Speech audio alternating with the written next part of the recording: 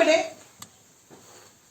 मुझे कैसे पता लगेगा कि ये जो ग्लूकोज है ये डेक्स्ट्रो है कि लीवो है? मुझे कैसे पता लगेगा? भाई मेरे सामने ये ग्लूकोज आया, मैंने आपको एक कंपाउंड दे दिया, let this is the glucose, और मैंने कहा कि बताओ ये जो ग्लूकोज है ये डेक्स्ट्रो है या लीवो है? ठीक है। अब आप बोलोगे सर हमें देख के कैसे पता लगेगा? हम तो बहुत बड़ा एक्सपेरिमेंट करेंगे। हम तो पहले अनपोलराइज लाइट लेके आएंगे, उसको निकोल प्रिज्म के थ्रू पास करेंगे, फिर हम उसको पोलराइज लाइट में चेंज करेंगे, फिर पोलराइज लाइट को ग्लूकोज के थ्रू पास करेंगे, तब जाके इतना बड़ा एक्सपेरिमेंट सेटअप करेंगे और तब जाके हम पता लगा पाएंगे कि ये जो सब्सटेंस है ये डेक्स्ट्रो है या लीवो है, ये ऑप्टिकल एक्टिव है या ऑप्टिकल एक्टिव नहीं है। आपने इतना बड़ा तरीका बता दिया, लेकिन मैं आपको एक बड़ा इंटरेस्टिंग, बड़ा सिंपल तरीका बताता हूं कि how we can find out the object is optical active और inactive. If it is optical active then it is dextro और लीवो। मैं आपको एक सिंपल तरीका बताता हूं, ये किसी भी बुक में नहीं है, ये मेरा फंडा है, जॉय नील्स फंडा। ध्यान रखना, ध्यान रखना इस फंडे को, जॉय नील्स फंडे को दिमाग में लेके आओ। आपको 2 सेकंड में पता लग जाएगा कि सब्सटेंस डेक्स्ट्रो है या लीवो है। ठीक है बेटा, इस ग्लूकोज को देखो, क्या ये ग्लूकोज सिमेट्रिकल है? मैं अगर इस ग्लूकोज को ऐसे काटूं तो क्या ये वाला पार्ट और ये वाला पार्ट दोनों बराबर है? बताओ, नहीं है ना बराबर। ये हिस्सा और ये हिस्सा बराबर नहीं है। इस तरफ 4-5 H है, इस तरफ 4-5 OH है, ये दोनों हिस्से बराबर नहीं है। ठीक है, ग्लूकोज का स्ट्रक्चर याद करना पड़ेगा सबको, ये पक्की बात है। ठीक है, और अगर मैं इस ग्लूकोज को ऐसे काटूं तो ये हिस्सा, ऊपर वाला हिस्सा और नीचे वाला हिस्सा, ये दोनों हिस्सा बराबर नहीं है। है क्या ये दोनों हिस्सा बराबर है? ये दोनों हिस्सा बराबर नहीं है, यानी ये ग्लूकोज अनसिमेट्रिकल है। और अनसिमेट्रिकल है इसका मतलब ऑप्टिकली एक्टिव है, और जिसे हम कहते हैं कायरल। क्या कहते हैं? कायरल। ऑप्टिकल एक्टिविटी को हम क्या कहते हैं? Chiral. This is a chiral compound, ये कायरल कंपाउंड। ऑप्टिकली एक्टिव का मतलब है कायरल। ठीक है, अब अगर ये ऑप्टिकल एक्टिव है तो यानी डेक्स्ट्रो होगा या लीवो होगा? कोई तो होगा, या तो डेक्स्ट्रो होगा या लीवो होगा, कोई तो होगा। तो अब बात यह आती है कि ये डेक्स्ट्रो है या लीवो है। तो बेटे एक बात ध्यान रखना, एक मेरी लाइन ध्यान रखना, always the lighter group moves towards the heavier group. ये कॉन्सेप्ट है, इसको दिमाग में फीड कर लो। Always the lighter group moves towards the heavier group. मैं फिर रिपीट कर रहा हूं, always the lighter group moves towards the heavier group. ठीक है, अब इसका मतलब क्या हुआ? देखो, एक कॉन्सेप्ट को समझो। मैं एक हैवी बॉडी हूं, मेरा वेट 80 किलो के आसपास है, और एक बंदा है बिल्कुल सूखी बॉडी, बिल्कुल सूखा, इसका वेट 40 किलो के आसपास है। ठीक है, अब मैंने एक फोर्स से, एक ताकत से दोनों को धक्का मारा, सेम फोर्स से दोनों को धक्का मारा, मोटे बॉडी को भी धक्का मारा, हल्के बॉडी को भी धक्का मारा, एक ताकत से। बताओ कौन ज्यादा दूर छिटक के गिरेगा? नेचुरली आप सभी का जवाब होगा कि जो हल्का वाला है वो ज्यादा छिटक के गिरेगा, और जो मोटा वाला है उसको जब धक्का मारोगे तो मोटा वाला शायद हल्का सा हिले, लेकिन जब हल्के वाले को धक्का मारोगे तो उतनी फोर्स से धक्का मारा वो उधर जाके गिरेगा, दूर, है ना। इसका मतलब मोटा ज्यादा हिलता हुआ नजर नहीं आ रहा, ऑल्दो मोटा भी हिल रहा है लेकिन मोटा ज्यादा हिलता हुआ नजर नहीं आ रहा, हल्का वाला ज्यादा हिलता हुआ नजर आ रहा है। होता यही है, जब हम प्लेन पोलराइज लाइट को किसी भी मॉलिक्यूल के ऊपर फेंकते हैं तो मॉलिक्यूल का रोटेशन कुछ इस तरीके से होता है। दोबारा बता रहा हूं, मॉलिक्यूल का रोटेशन कुछ इस तरीके से होता है कि सबसे पहले हैवियर वाला मूव करता है, फिर लाइटर वाले मूव करते हैं, वन बाय वन। सबसे पहले सबसे ज्यादा हैवी वाला मूव करेगा, फिर उसके बाद उससे हल्का वाला मूव करेगा, फिर उसके बाद उससे हल्का वाला मूव करेगा। मूव तो इस तरह से करेगा, रोटेट तो इस तरह से करेगा, लेकिन हमें रोटेट करता हुआ नजर कौन आएगा? हल्का वाला, क्योंकि हैवियर तो सिर्फ पहले यहां था, सिर्फ यहां गया, ठीक है, बंदे को पता ही नहीं लगा कि हैवियर मूव हुआ भी है। लेकिन जो लाइटर वाला है वो पहले यहां था, वो सीधा यहां जंप करेगा, पता लग जाएगा भाई तू यहां था, तू यहां चले गया, यानी तू सबसे ज्यादा मूव हुआ है। यहां पे भी यही वाली बात है, दी लाइटर पार्ट्स, हम इसीलिए इस कॉन्सेप्ट को ऐसे बोलते हैं, हम इस कॉन्सेप्ट को, वैसे तो हैवियर वाला सबसे पहले मूव करता है, लेकिन हम ये कहते हैं the lighter will move towards the heavier. क्या कहते हैं? The lighter will move towards the heavier. समझ आई बात? अब बताओ, इस पूरे ग्लूकोज में दो एंड्स देख लो, एक एंड ये, ध्यान देना सभी, मेरी तरफ बिल्कुल ध्यान, बहुत समझने वाला टॉपिक है। एक बार कॉन्सेप्ट क्लियर हो जाएगा फिर रटना नहीं पड़ेगा, फिर तो सेकंड्स का काम होगा सारा, ठीक है। ये इस ग्लूकोज का एक छोर है, ये इस ग्लूकोज का एक छोर है। बताओ हैवी पार्ट कौन सा है, ये है या ये है? नेचुरली ये पार्ट हैवी है, नीचे वाला पार्ट हैवी है, बड़ा मॉलिक्यूल है। अब इसके बाद लाइटर वाला कौन सा? इसके बाद लाइटर ये, फिर ये OH है ना, और ज्यादातर जितने भी लाइटर वाले हैं वो राइट हैंड साइड की तरफ है। लाइटर वाले किस तरफ है? Right hand side. भाई ये OH इस तरफ है, ये CHO तो बीच में है, ये जो CHO है ये बीच में है, ये तो बीच में, ये तो इस तरफ भी मूव कर सकता है, इस तरफ भी मूव कर सकता है, कोई दिक्कत नहीं। लेकिन इस CHO के बाद जो लाइटर वन है वो कौन सा है? ये OH है, ये OH है, ये OH है ना। तो ज्यादातर हैवी, जो ज्यादातर इस CH2OH के बाद जो लाइटर पार्ट्स है वो ज्यादातर लाइटर पार्ट्स इस तरफ है, राइट हैंड साइड में, तो उनका रोटेशन किस तरफ होगा? Towards the heavy. The lighter parts moves towards the heavy part. तो जो लाइटर पार्ट है वो किसकी तरफ मूव होगा? हैवी की तरफ। तो ये लाइटर पार्ट हैवी की तरफ मूव हुआ, ये लाइटर पार्ट हैवी की तरफ मूव हुआ, ये लाइटर पार्ट हैवी की तरफ मूव हुआ, ये लाइटर पार्ट हैवी की तरफ मूव हुआ। तो रोटेशन किस तरफ हो गई? रोटेशन को किस तरफ हो गई? क्लॉकवाइज। रोटेशन किस तरफ हुई? क्लॉकवाइज। तो this is positive, this is dextro. समझ आई बात? इसीलिए ग्लूकोज को एक नाम दिया गया पॉजिटिव ग्लूकोज। क्या नाम दिया गया? Positive glucose. नहीं समझ आई बात? एक और एग्जांपल ले लेता हूं आपके लिए, आपके खुशी के लिए, although it is in our syllabus, no doubt about it, ठीक है नहीं?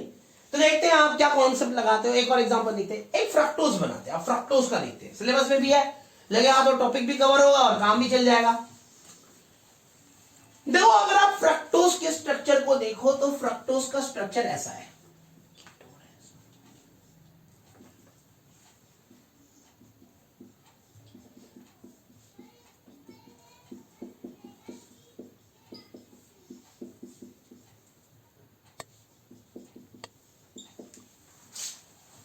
ठीक है, ठीक है। अब सबसे पहला काम क्या है? लाइटर और हैवियर, ये फ्रक्टोज है, दिस इज फ्रक्टोज, ठीक है, ठीक है। अब मुझे ये पता करना है कि इसमें लाइटर पार्ट कौन सा है और हैवियर पार्ट कौन सा है। तो बता, ये हैवियर है या ये हैवियर है? ऊपर वाला, ये ऊपर वाला हैवियर है भाई, फंक्शनल ग्रुप तो ये रहा ना, तो ये हैवियर है, ये वाला पार्ट हैवियर भाई, यहां पे फंक्शनल ग्रुप है ना, ये वाला पार्ट हैवियर है ना। अब ज्यादातर लाइटर पार्ट किस तरफ है, ज्यादातर लाइटर पार्ट OH इस तरफ है, OH इस तरफ है, OH इस तरफ है। ज्यादातर लाइटर पार्ट किस तरफ है, राइट साइड में। ज्यादातर लाइटर पार्ट कौन किस तरफ है, तो lighter part will move towards heavier part, lighter part will move towards heavier part. तो हैवियर पार्ट किस तरफ है, ऊपर की तरफ, रोटेशन किस तरफ रोटेट हो रहा है, एंटी क्लॉकवाइज।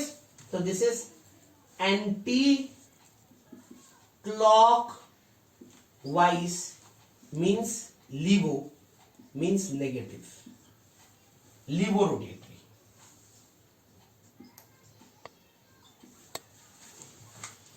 आई बात समझ में, आई बात समझ में, is it clear to you. तो glucose is dextrorotatory, fructose is levorotatory. कोई प्रॉब्लम, कोई प्रॉब्लम, ये आप उतारिए, फिर हम आगे कुछ और एग्जाम्पल लेंगे और आपको और कुछ समझ में आएगा। उतार लीजिए।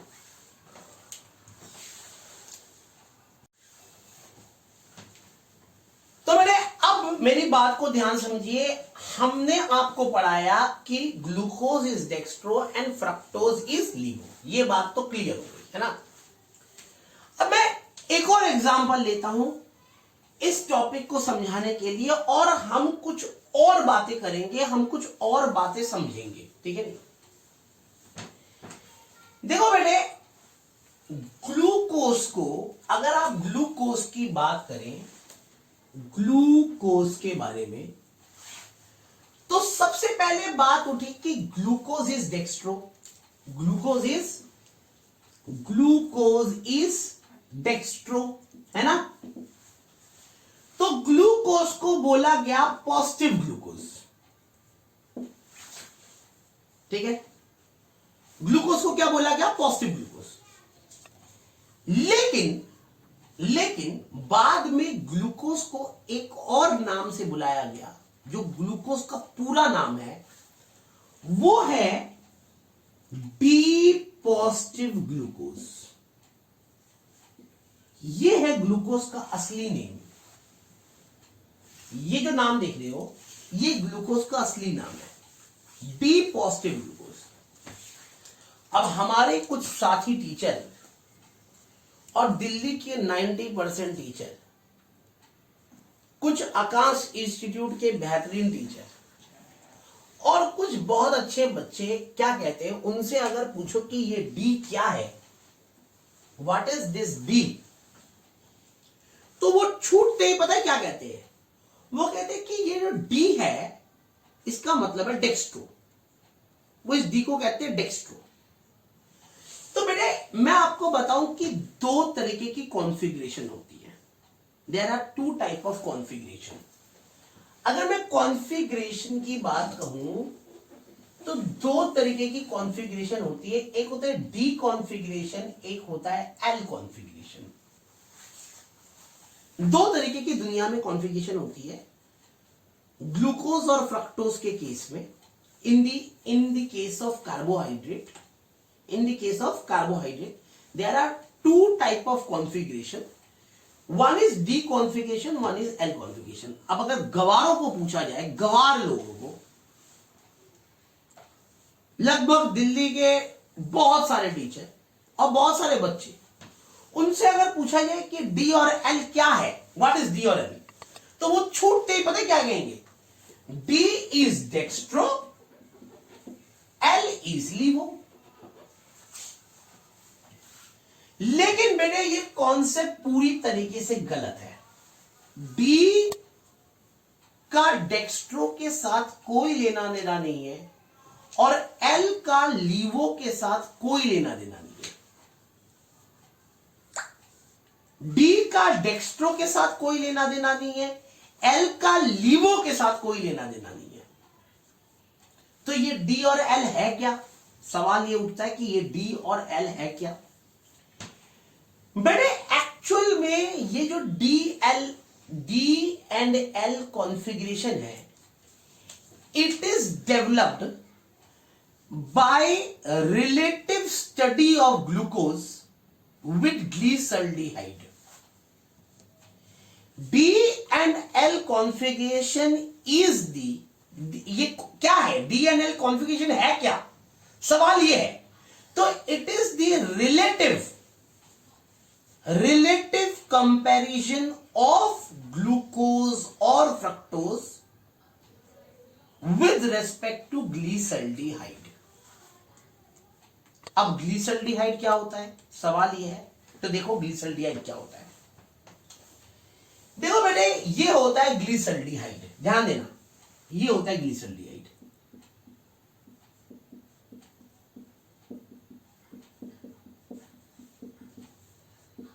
इस ग्लीसल्डिहाइड को, ये जो ग्लीसल्डिहाइड देख रहे हो, ये जो ग्लीसल्डिहाइड देख रहे हो, ध्यान देना, ये ग्लीसल्डिहाइड है। ये जो स्ट्रक्चर है, इस स्ट्रक्चर का नाम क्या है, ग्लीसल्डिहाइड। अब मुझे बताओ इस पूरे स्ट्रक्चर में हैवियर पार्ट कौन सा है, ये नीचे वाला हैवियर पार्ट है। हल्के पार्ट किस तरफ है, राइट हैंड साइड में या लेफ्ट हैंड साइड में। नेचुरली आप कहोगे राइट हैंड साइड में है, क्योंकि ज्यादातर OH इस तरफ है। रोटेशन किस तरफ होगी, क्लॉकवाइज होगी, यानी पॉजिटिव तरफ रोटेट होगी, पॉजिटिव की तरफ रोटेट होगी, है ना। इसका मतलब इसे कहते हैं पॉजिटिव ग्लीसल्डिहाइड।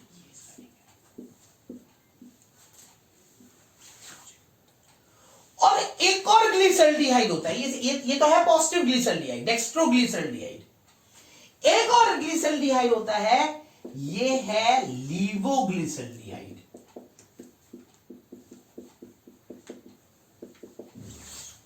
अब बताओ हैवियर पार्ट कौन सा है, ये है या ये है। नेचुरली नीचे वाला हैवियर पार्ट है। ज्यादातर OH किस तरफ है, लेफ्ट हैंड साइड में। रोटेशन किस तरफ होगी, एंटी क्लॉकवाइज होगी। एंटी क्लॉकवाइज का मतलब क्या है, नेगेटिव। तो इसका नाम है नेगेटिव ग्लीसल्डिहाइड। अब हमने क्या किया, ग्लूकोज और फ्रक्टोज को, इन दोनों ग्लीसल्डिहाइड, ग्लूकोज और फ्रक्टोज को इन दोनों ग्लीसल्डिहाइड के साथ कंपेयर किया। We compare the glucose and fructose with these two glyceraldehyde, positive glyceraldehyde and negative glyceraldehyde। ठीक है। अब बताओ पॉजिटिव ग्लीसल्डिहाइड, बताओ, ध्यान से सुनना मेरी बात को, बहुत गौर से सुनना। बताओ पॉजिटिव ग्लीसल्डिहाइड और नेगेटिव ग्लीसल्डिहाइड में फर्क क्या है, क्या फर्क है इसमें और इसमें, फर्क क्या है। फर्क बेटे सिर्फ यही है कि पॉजिटिव ग्लीसल्डिहाइड में सेकेंड लास्ट कार्बन का जो OH है, सेकेंड लास्ट कार्बन, इस कार्बन, ये कार्बन है सेकेंड लास्ट कार्बन, इस कार्बन का OH राइट हैंड साइड में है, सेकेंड लास्ट कार्बन का OH राइट हैंड साइड में। और नेगेटिव ग्लीसल्डिहाइड में सेकेंड लास्ट कार्बन का OH लेफ्ट हैंड साइड में। समझ में आई बात। मैं फिर रिपीट कर रहा हूं, पॉजिटिव ग्लीसल्डिहाइड में सेकेंड लास्ट कार्बन का OH राइट हैंड साइड में है, नेगेटिव ग्लीसल्डिहाइड में सेकेंड लास्ट कार्बन का OH लेफ्ट हैंड साइड में है। ठीक है नहीं। तो साइंटिस्ट, जिस साइंटिस्ट ने ये दोनों स्ट्रक्चर बनाए, उसको ये जो पॉजिटिव ग्लीसल्डिहाइड है उसका स्ट्रक्चर कुछ ऐसे दिखा। उसने एक लाइन यहां से खींचा और जितने भी फंक्शनल ग्रुप एक तरफ है, सारे फंक्शनल ग्रुप एक तरफ है, इस तरफ है, तो उसने इसको एक तरफ है तो उसने इसको ऐसे लिखा, एक ही तरफ है, सारे फंक्शनल ग्रुप एक तरफ है, तो उसको ये डी की तरह नजर आया। This is D, this is D. ये लाइन खींचा और इस लाइन के सारे फंक्शनल ग्रुप एक तरफ है तो उसको ये डी की तरह नजर आया। और दूसरा ये लाइन खींचा, नेगेटिव ग्लिसरॉल्डिहाइड में देखो ये लाइन खींचा, एक OH इस तरफ है, ये वाला इस तरफ है, तो ये क्या है L, it is just like L, तो उसको ये L की तरह नजर आया। तो positive glyceraldehyde is D and negative glyceraldehyde is L, ठीक है नहीं। पॉजिटिव ग्लिसरॉल्डिहाइड में क्या है, सेकेंड लास्ट कार्बन का OH राइट हैंड साइड में है। नेगेटिव ग्लिसरॉल्डिहाइड में क्या है, सेकेंड लास्ट कार्बन का OH लेफ्ट हैंड साइड में है। तो बात सिर्फ सेकेंड लास्ट कार्बन की है, बात सिर्फ सेकेंड लास्ट कार्बन की है कि सेकेंड लास्ट कार्बन का OH लेफ्ट हैंड साइड में या सेकेंड लास्ट कार्बन का OH राइट हैंड साइड में, बात सिर्फ सेकेंड लास्ट कार्बन की है, ठीक है नहीं। तो आप ग्लूकोज को देखो, यह ग्लूकोज है,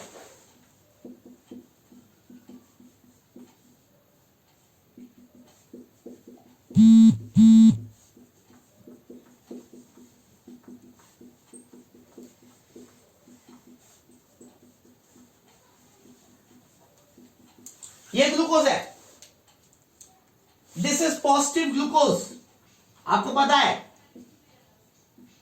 दिस इज पॉजिटिव ग्लूकोज। अब बताओ इस ग्लूकोज का सेकेंड लास्ट कार्बन का OH किस तरफ है, इस ग्लूकोज का सेकेंड लास्ट कार्बन, ग्लूकोज का सेकेंड लास्ट कार्बन ये है, this is the second last carbon, इसका OH किस तरफ है, राइट हैंड साइड में, इसका OH किस तरफ है, राइट हैंड साइड में, यानी इसका जो OH है ये राइट हैंड साइड में है, सेकेंड लास्ट कार्बन का OH राइट हैंड साइड में है, तो इसको इसने नाम दिया D, that is the D form, that is the D form. तो ये सेकेंड लास्ट कार्बन तय करेगा कि कंपाउंड B है या L है। अगर सेकेंड लास्ट कार्बन का OH राइट हैंड साइड में है तो उसे कहेंगे D, अगर सेकेंड लास्ट कार्बन का OH लेफ्ट हैंड साइड में है तो उसे कहेंगे L। समझ आई बात। अगर मान लो पहले आप इसे उतारो फिर आगे देखते हैं, ठीक है नहीं। फिर एक और एग्जांपल लेते हैं, फ्रक्टोज देखते हैं, फ्रक्टोज को समझते हैं।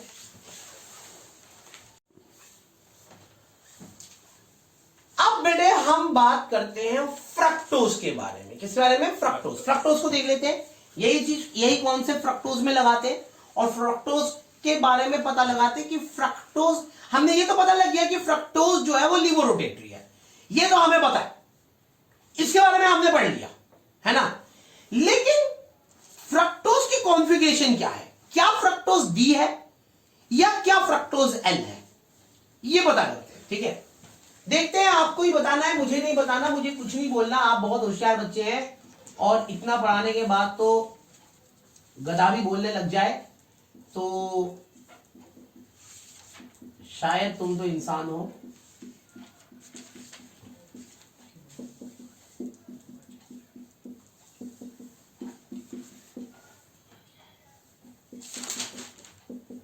यह है फ्रक्टोज और इसका नाम क्या है, नेगेटिव फ्रक्टोज।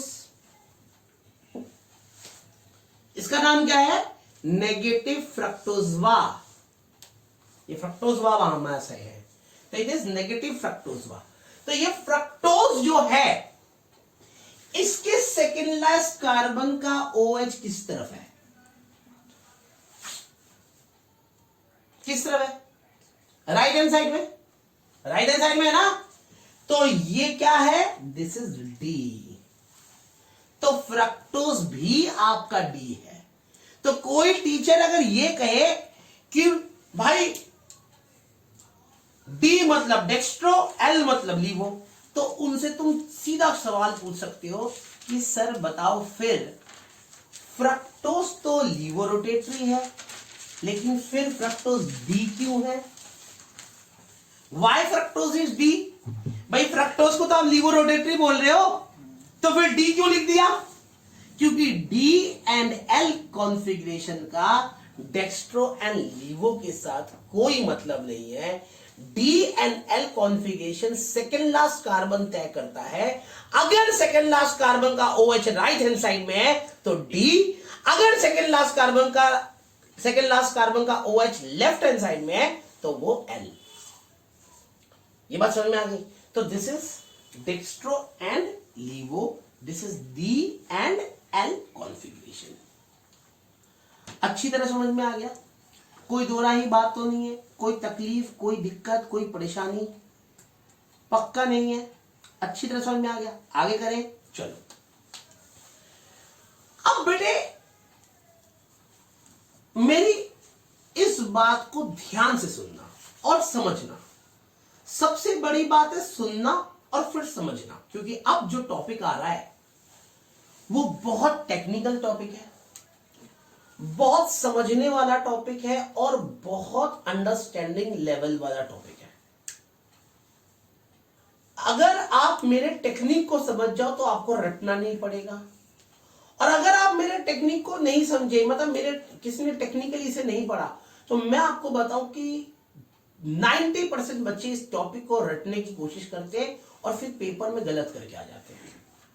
ये गलत होना ही होना होता है टॉपिक, क्योंकि बच्चे रटते हैं और मैं आपको समझाऊंगा, तो इसलिए आप समझना, बड़े आराम से ये टॉपिक समझ में आ जाएगा। ठीक है बेटे, अब हम बात करते हैं साइक्लिक स्ट्रक्चर ऑफ ग्लूकोज। अब हम बात करेंगे, ये तो ग्लूकोज का ओपन स्ट्रक्चर था, ये हमने ओपन स्ट्रक्चर के बारे में पढ़ा। अब हम बात करेंगे साइक्लिक स्ट्रक्चर ऑफ ग्लूकोज। ठीक है, तो बेटे अब हम बात करते हैं cyclic structure of glucose and fructose. दोनों की बात कर रहे हैं, एक ही बार में दोनों की बात हो जाएगी। Cyclic structure of glucose and fructose. बेटे आपको यह बात पता है कि ग्लूकोज के अंदर पहले कार्बन में एल्डिहाइड ग्रुप है और फ्रक्टोज के अंदर सेकंड कार्बन में कीटोन ग्रुप है।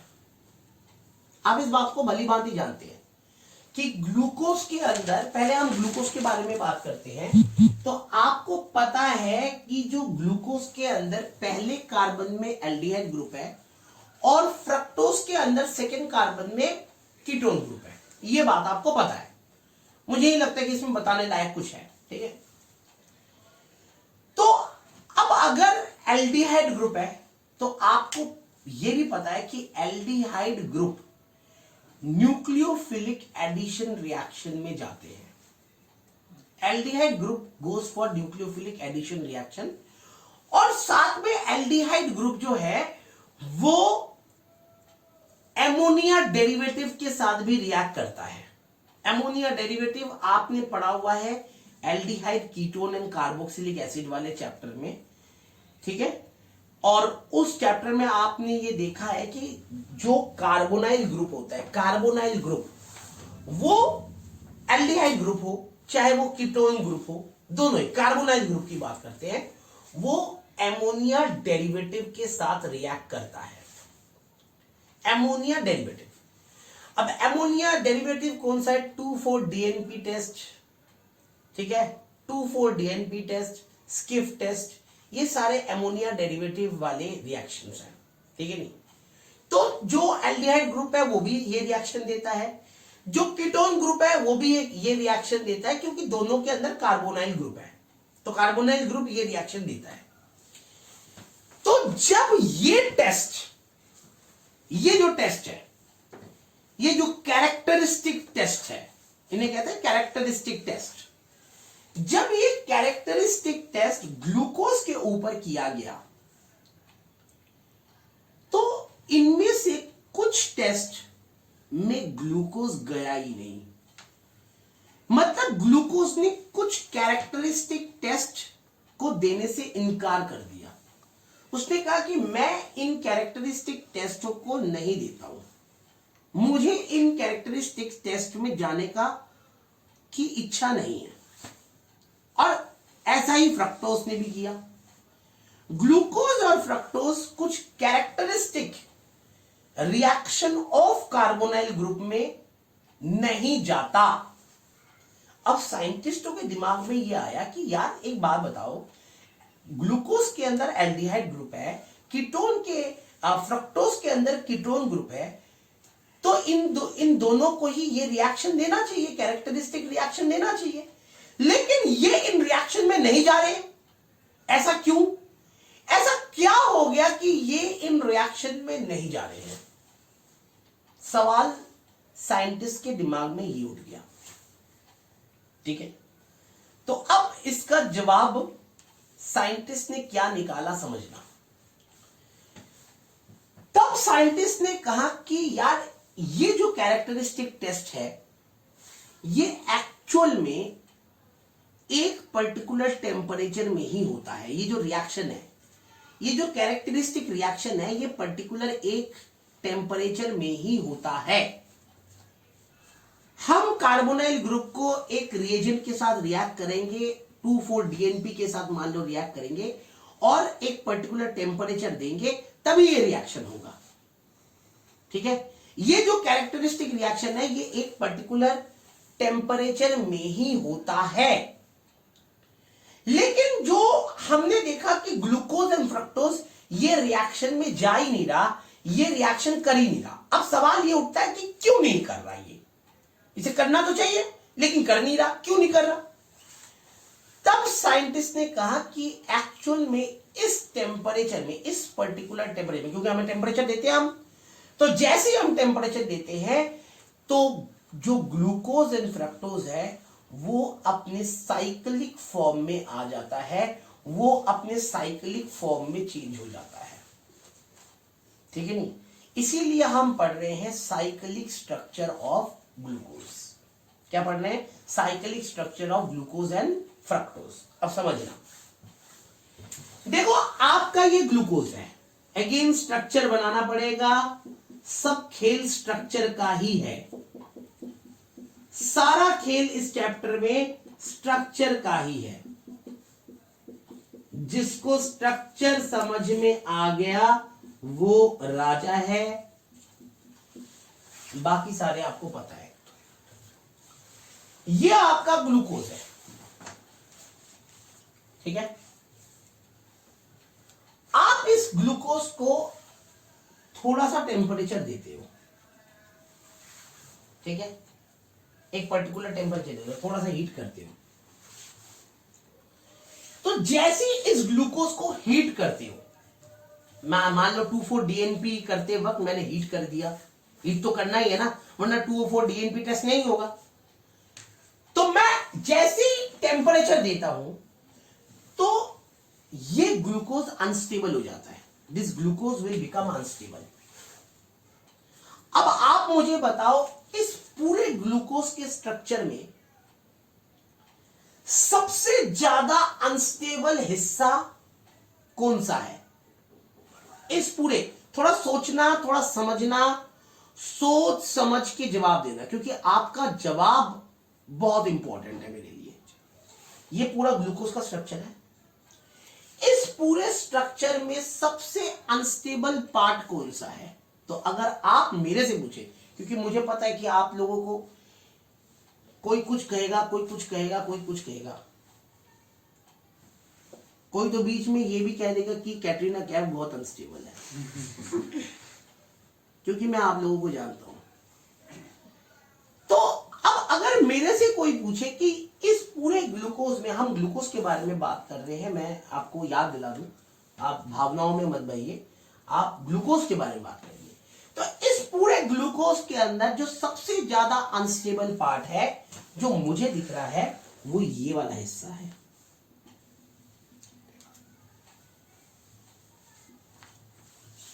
अब आप बोलोगे क्यों सर, ये हिस्सा सबसे ज्यादा अनस्टेबल क्यों बोल रहे हो? क्योंकि इस पर्टिकुलर पार्ट में दोनों OH, ये OH, ये OH और ये OH, ये तीन OH एक ही तरफ आ जा रहा है, और इसका इलेक्ट्रॉन क्लाउड, इसका इलेक्ट्रॉन क्लाउड और इसका इलेक्ट्रॉन क्लाउड एक दूसरे के ऊपर ओवरलैप कर रहा है, मतलब यहां पे इलेक्ट्रॉन क्लाउड की डेंसिटी बहुत हाई हो जा रही है, एक्सट्रीमली हाई हो जा रही है, और ये इसका OH इस OH को रिपेल कर रहा है और इसका OH इस OH को रिपेल कर रहा है। तो यानी अब बाकी जगह पे देखो, ये H है, ये OH है, फिर ये H है, तो यहां कोई दिक्कत नहीं है। यहां पे इलेक्ट्रॉन क्लाउड, इसका इलेक्ट्रॉन क्लाउड छोटा, इसका इलेक्ट्रॉन क्लाउड बड़ा, फिर इसका इलेक्ट्रॉन क्लाउड छोटा, तो एडजस्टमेंट हो जा रहा है। लेकिन यहां पे इसका OH, इसका इलेक्ट्रॉन क्लाउड जितना बड़ा है, इसका भी OH इलेक्ट्रॉन क्लाउड उतना ही बड़ा है, इसका भी उतना ही इलेक्ट्रॉन क्लाउड बड़ा है, तो तीनों इलेक्ट्रॉन क्लाउड एक दूसरे को रिपल करते हैं, और जब रिपल करते हैं तो नेचुरली ये जो हिस्सा है ये सबसे ज्यादा अनस्टेबल हो जाता है, ये हिस्सा सबसे ज्यादा अनस्टेबल हो जाता है। तो अब आप मुझे बताओ, ऐसे में इन तीनों में से कौन अपनी बलि दे कि ये वाला पार्ट स्टेबल हो जाए? भाई नेचुरली बीच वाला। देखो, अगर ऊपर वाला अपना बलि देगा तो ये दोनों एक दूसरे को रिपल करते रहेंगे, नीचे वाला अपना बलि देगा तो ये दोनों एक दूसरे को रिपल करते रहेंगे, अगर बीच वाला बलि देगा तो सारी प्रॉब्लम सॉल्व। सत्यम शिवम सुंदरम। तो ऐसे केस में जैसे ही हम हीट करते हैं, ये जो OH बॉन्ड है, ये जो OH बॉन्ड है, ये OH अपनी बलि देता है, ये OH अपनी बलि देता है, और ये जो OH बॉन्ड है ये ब्रेक होता है, ये जो OH बॉन्ड है ये ब्रेक होता है, ठीक है, ये OH बॉन्ड ब्रेक होता है।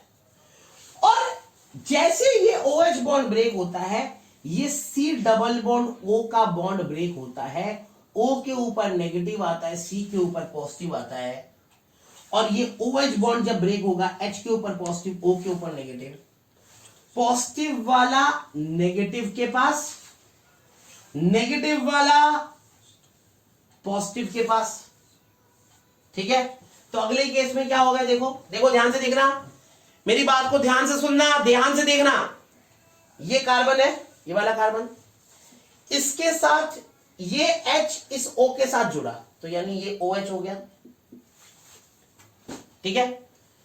इस कार्बन के साथ एक H पहले से ही था, इस कार्बन के साथ ये H आ गया, ठीक है। ये जो O है, ये जो O है वो इस कार्बन के साथ तो जुड़ा ही हुआ है, ये कार्बन के साथ तो O का बॉन्ड है ही है, साथ में इस ये जो O है इस कार्बन के साथ जुड़ा, देखो ये इस कार्बन के साथ जुड़ गया, इसका मतलब ये जो O है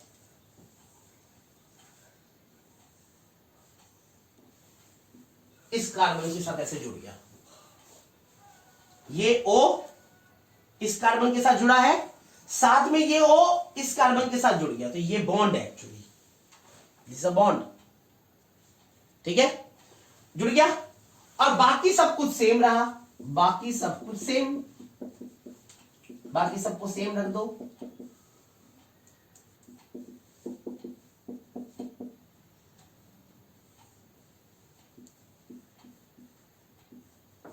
इस कार्बन के साथ एक H है, ये H है, और इसके साथ CH2OH है। तो जैसे ही आपने इस ग्लूकोज को हीट किया, ये ग्लूकोज इस फॉर्म में चेंज हो गया, this is a cyclic form, ये साइकिल है, देख रहे हो, दिस इज अ साइकिल, ठीक है नहीं। और इसको नाम दिया गया, इसको नाम दिया गया, देखो अब देखना, अब आप पहले कार्बन को देखो, पहले कार्बन को, अब पहले कार्बन को देखो, पहले कार्बन का OH किस तरफ है, राइट हैंड साइड में, पहले कार्बन का OH राइट हैंड साइड में है ना। तो जब पहले कार्बन का OH राइट हैंड साइड में है तो इसे कहते हैं अल्फा फॉर्म। क्या कहते हैं, अल्फा फॉर्म, क्या कहते हैं, अल्फा फॉर्म। और इसको नाम दिया गया अल्फा डी पॉजिटिव ग्लूकोज। पहले कार्बन का OH राइट हैंड साइड में है तो इसको कहा अल्फा फॉर्म, और इसको नाम दिया गया अल्फा डी पॉजिटिव ग्लूकोज, ठीक है। Is it clear? तो इसका नाम हुआ अल्फा डी पॉजिटिव ग्लूकोज, ठीक है। अब कहानी अभी से खत्म नहीं हुई है, अभी बची हुई है, ध्यान से सुनना मेरी बात को, लंबी कहानी है। अब बताओ क्या अभी भी ये कंपाउंड स्टेबल है? क्या कहते हो आप, क्या कहते हो बताओ मुझे, सिंपल बताओ कि क्या अभी भी ये कंपाउंड स्टेबल है? मैंने इतनी भसड़ मचाई, क्या इतनी भसड़ के बाद भी ये कंपाउंड स्टेबल है? तो मेरे कुछ साथी, मेरे कुछ प्यारे बच्चे मुझे ये कहेंगे कि नहीं सर ये तो अभी भी स्टेबल नहीं है, अभी भी तो यहां पे ये OH और ये OH एक साथ आ रहे हैं, है ना? ये दोनों OH एक दूसरे को रिपेल करेंगे ना भाई, दोनों एक साथ है, रिपल करेंगे। तो इस रिपल्शन को खत्म करने के लिए अगर मैं इसको दोबारा और हीट करूं, तो इस रिपल्शन को खत्म करने के लिए, अपने आप को कुछ हद तक स्टेबल करने के लिए, ये जो मुंडी है, ये जो कार्बन की मुंडी है, ये घूम जाएगी, ये कार्बन की मुंडी घूम जाएगी। जैसे ही आप थोड़ा सा और हीट करेंगे, ये जो मुंडी है, ये जो मुंडी, ये मुंडी है, मुंडी मतलब समझते हो, ये है मुंडी, ये ऐसे करके घूम जाएगी, जैसे भूतों की घूमती है ना, ऐसे करके ये मुंडी घूम जाएगी। मेरी तो पूरी नहीं घूमेगी, ठीक है नहीं, आप इसकी मुंडी घुमा सकते हो। तो इसकी मुंडी को ट्विस्ट कर दिया, इसकी मुंडी को ट्विस्ट कर दिया ऐसे। तो जब ट्विस्ट कर दिया तो क्या हुआ, ये OH इस तरफ आ गया, ये H इस तरफ आ गया, बाकी सब कुछ सेम। बाकी तो मेरे ख्याल से आप बना ही लेंगे, मुझे नहीं लगता कोई दिक्कत होनी चाहिए, फिर भी मैं बना देता हूं। फ्रक्टोज का आप ही बनाओगे, मैं नहीं बनाऊंगा। ये मुंडी घूम गई। अब पहले कार्बन का OH किस तरफ, इस तरफ, इसमें पहले कार्बन का OH राइट हैंड साइड में, इसमें पहले कार्बन का OH लेफ्ट हैंड साइड में। तो इसको हम कहते हैं बीटा फॉर्म। क्या कहते हैं? Beta form. तो इसे कहते हैं बीटा डी पॉजिटिव ग्लूकोज।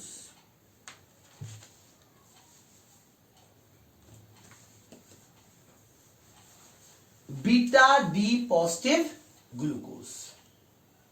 तो ये जो अल्फा एंड बीटा फॉर्म है, पहले कार्बन का OH के रेस्पेक्ट में होता है। फर्स्ट कार्बन का OH राइट हैंड साइड में तो अल्फा, फर्स्ट कार्बन का OH लेफ्ट हैंड साइड में तो बीटा।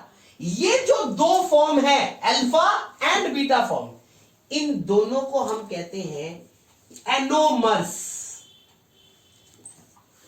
और ये जो कार्बन है जिसकी वजह से ऐसा हुआ, जिस कार्बन ने अपनी मुंडी घुमा दी, जिस कार्बन ने अपनी मुंडी घुमा दी, जिसकी वजह से ये एनोमर्स डेवलप हुआ, जिसकी वजह से ये एनोमर्स डेवलप हुआ, इसे कहते हैं एनोमरिक कार्बन। ये जो दो कार्बन है इसे कहते हैं हम एनोमरिक कार्बन।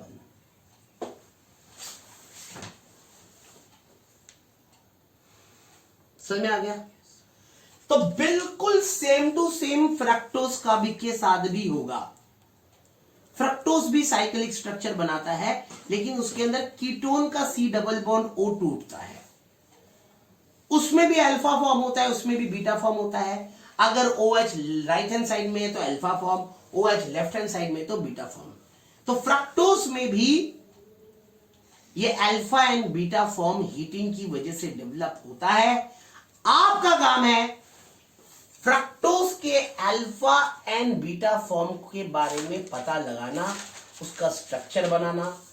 आपका काम है फ्रक्टोज के एनोमर्स के बारे में बताना, उसके स्ट्रक्चर को बनाना।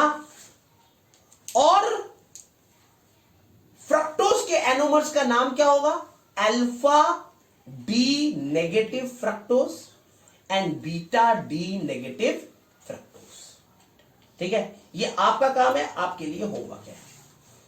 Thank you very much. मेरे चैनल को लाइक करिए, शेयर करिए एंड सब्सक्राइब करिए। टाटा।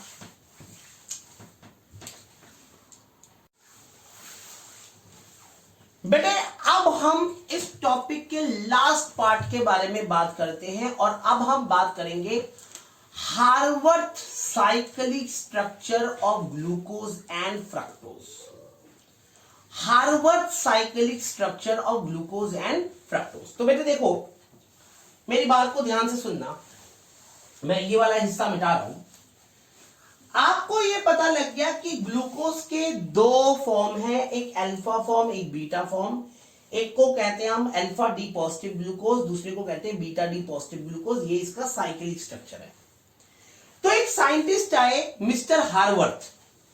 मिस्टर हार्वर्थ एक साइंटिस्ट है। उसने कहा कि ये जो ग्लूकोज का स्ट्रक्चर है ना, ये जो ग्लूकोज का स्ट्रक्चर है, ये मुझे पाइरेन जैसा नजर आता है। कैसा नजर आता है? पाइरेन जैसा। तो बेसिकली पाइरेन क्या होता है? पाइरेन ऐसा होता है, देखो ये होता है पाइरेन।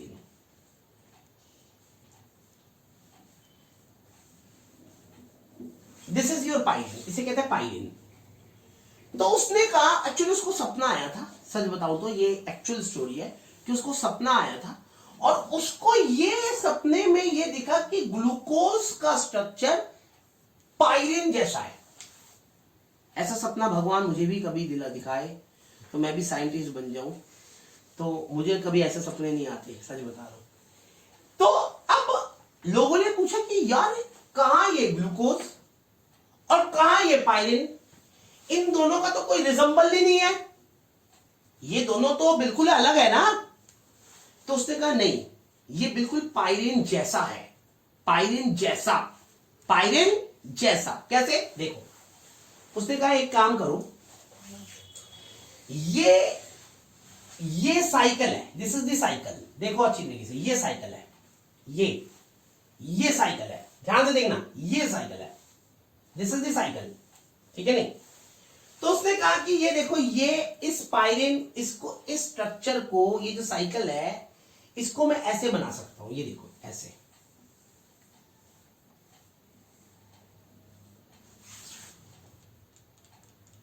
ठीक है, ये मैंने बनाया।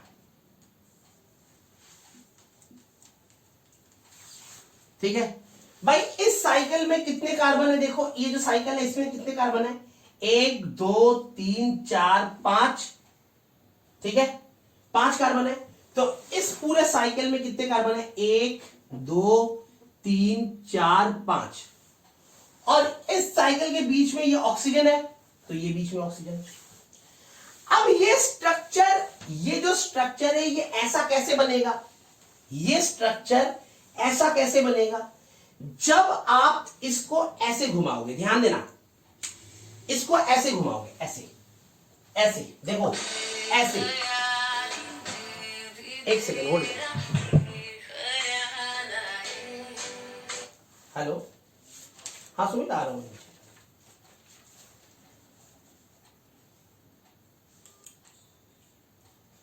देखिए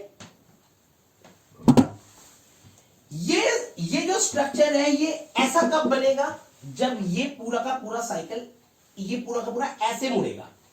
ऐसे देखो, ये साइकिल ऐसे मोड़ोगे तो ये साइकिल होगा। तो जब आप इसे ऐसे मोड़ोगे, तो देखो ये वाला हिस्सा, ये जब ऐसे मोड़ोगे तो ये वाला हिस्सा नीचे जाएगा और ये वाला हिस्सा ऊपर आएगा। जब आप इसको ऐसे मोड़ोगे तो ये देखो, ये वाला हिस्सा ऐसे नीचे जाएगा, ये वाला हिस्सा ऊपर आएगा। तो जितने भी राइट हैंड साइड वाले हैं वो नीचे, और जितने भी लेफ्ट हैंड साइड वाले वो ऊपर।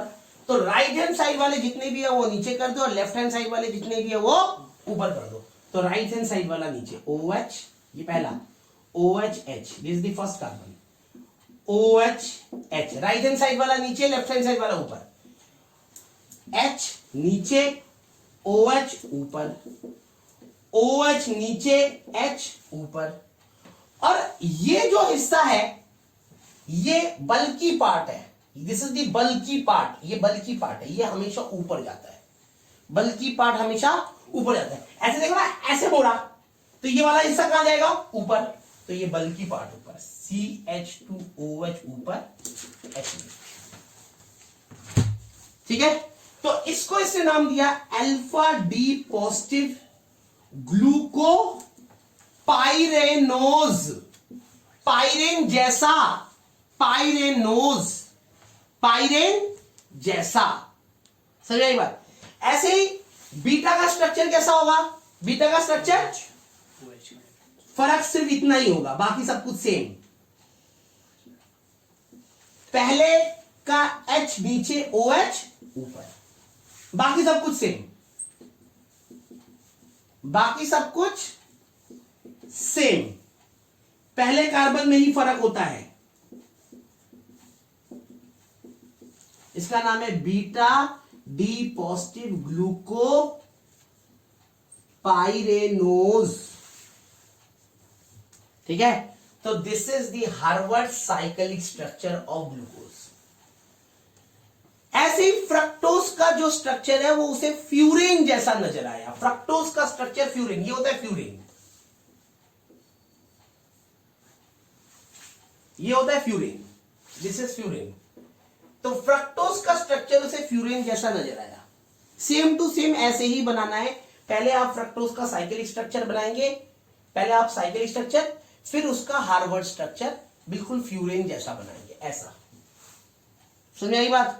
तो ये आप घर पे कोशिश करिएगा फ्रक्टोज का स्ट्रक्चर बनाने के लिए, और फिर भी अगर नहीं समझ में आए तो मेरे से पूछिएगा, ठीक है? नहीं, इज इट क्लियर? इतना करिए, बाकी नेक्स्ट क्लास में करते हैं। Thank you.